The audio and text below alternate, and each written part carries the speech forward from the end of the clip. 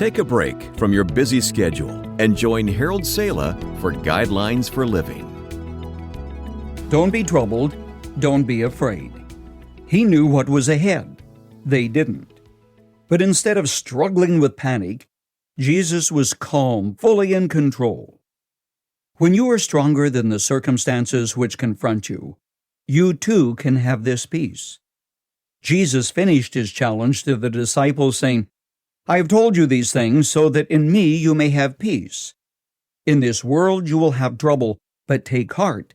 I have overcome the world." Do you believe that? When you are convinced that God is still in control of our world, you can then have peace and know no fear, no matter what happens. George Bernard Shaw once quipped that if there is life on other planets, they must be using Earth for their insane asylum. Reading the paper or listening to the news today would only seem to confirm that. There is no logic in the thinking that drives terrorists or pushes nations to the brink of war where there is no winner.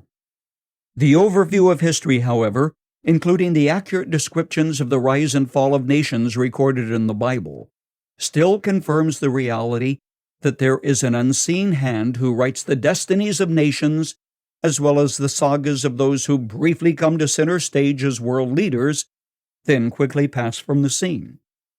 A German poet, Frere von Logau, who died in 1655, is credited with having written, "Though the mills of God grind slowly, yet they grind exceeding fine.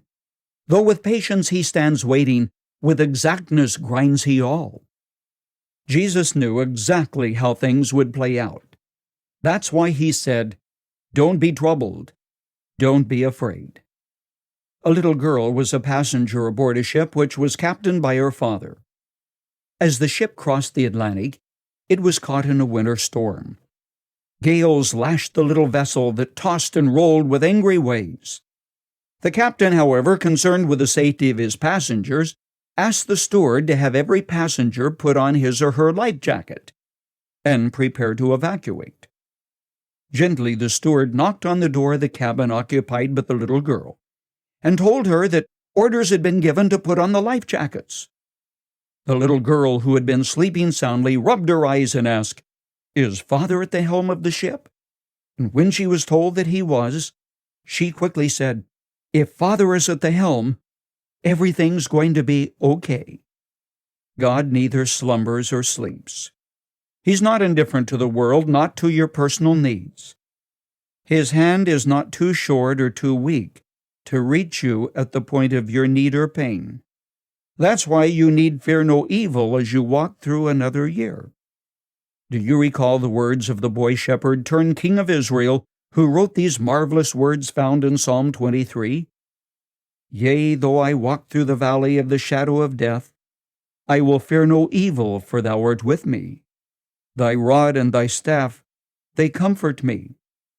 Can you say personally, "I too will fear no evil, for I know that you are with me"? Safety is not the absence of danger, but the presence of the Lord. The dangers are all around us, yet so is His presence when we belong to Him. Because of God's sovereignty, He's in control. There is good news, friend. It is very good news.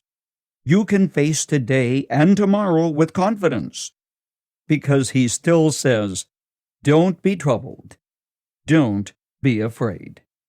The Lord is my strength," and that gives you strength to face the day. Think about it.